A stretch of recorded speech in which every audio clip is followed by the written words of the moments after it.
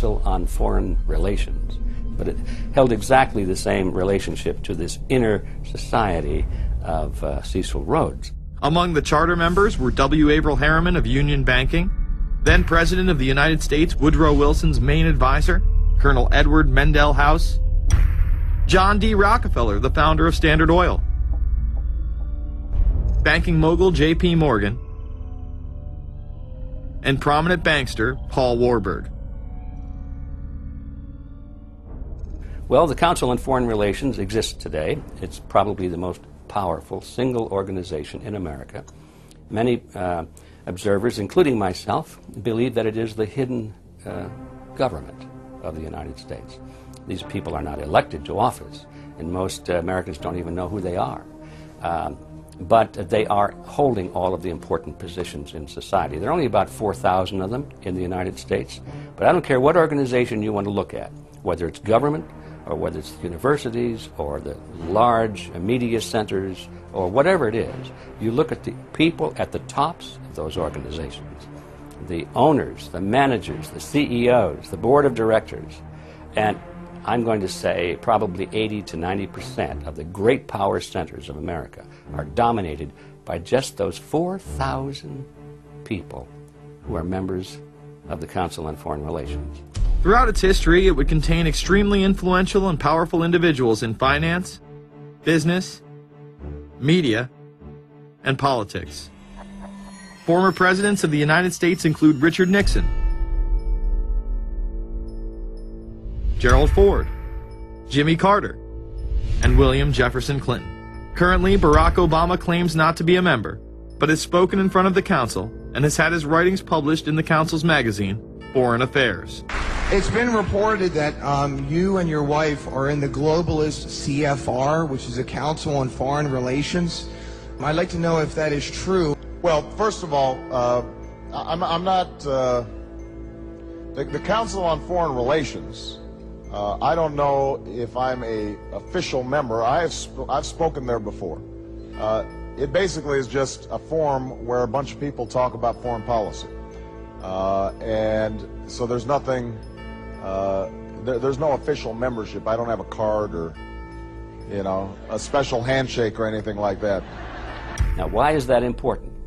It's important because the avowed purpose of the Council on Foreign Relations is to create a new world order, a global government based on the model of collectivism. And that includes the elimination of the United States as a sovereign nation. That's why it's important. The people running this country are determined to destroy it. The Council was heavily criticized during the 1980s for being an organization hell-bent on destroying national sovereignty in favor of a world government. So many of its members hid their association with the organization. Dick Cheney had this to say in response to a question by David Rockefeller, who became the CFR's youngest director in 1949 and was chairman of the board from 1970 to 1985. He remains an honorary chairman to this day. It's good to be back at the Council on Foreign Relations. As Pete mentioned, I've been a member for a long time and was actually a director for some period of time. I never mentioned that when I was campaigning for re-election back home in Wyoming. Now, you are the president of the Council on Foreign Relations, all right? Yes, sir. You guys toy with countries of the world like toys, don't you? You're like the Illuminati, you're the Masons, you control everything, don't you? That's the rap on you guys. What's so interesting now, though, is who's on the chessboard. It's the toys, if you will, are a lot more than states. Notice that Mr. Haas does not deny that the CFR has massive control over the geopolitical arena, and instead tries to focus on the separate entities outside of nation-states. Current Secretary of State Hillary Clinton also reveals the importance of the CFR here. But it's good to have an outpost of the Council right here down the street from the State Department. We get a lot of advice from the Council, so this will mean I won't have as far to go to be told what we should be doing and how we should think about the future. You have these private groups that are run and created by the elite, by the ultra-rich, wealthy families that have been manipulating global markets from behind the scenes for generations. They create these private groups that then feed information to the government, to senators, to congressmen, their recommendations, their policy papers, what they think should happen. And it's fascinating because if you actually read what it is that they're doing, the recommendations that they make, they're very able to get them put in place.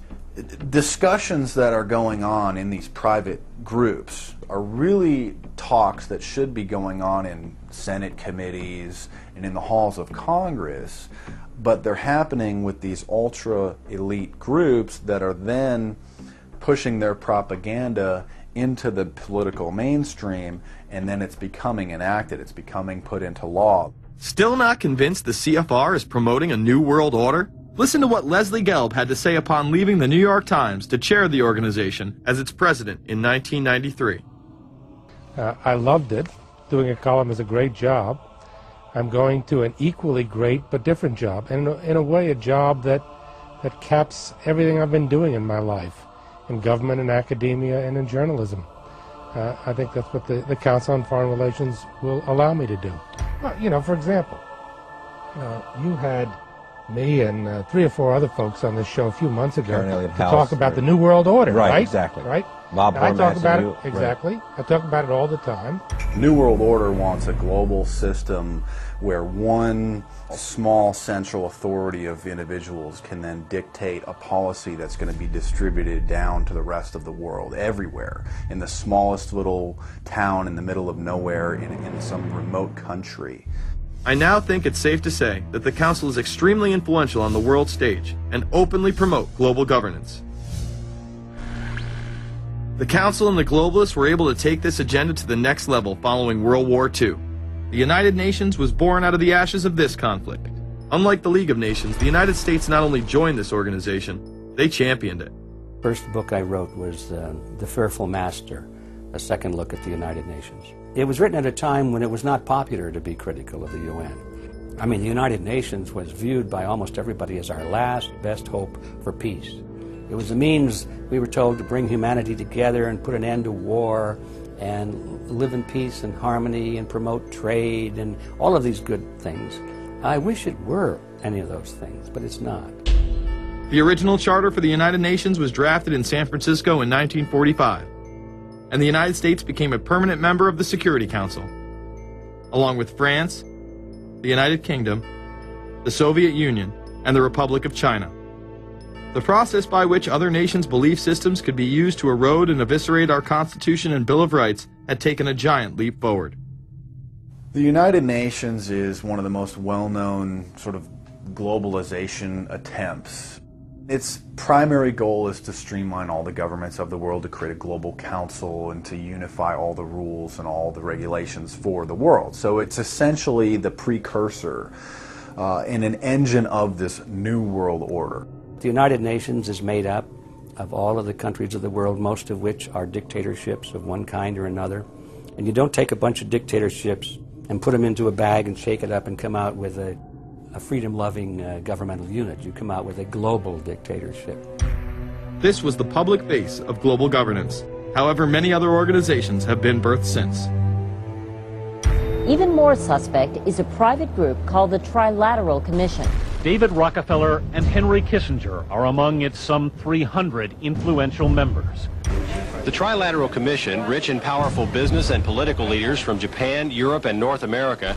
The New York-based policy group was formed in 1973 by Chase Manhattan Bank Chairman David Rockefeller. In addition to Rockefeller, there are many other noted American members.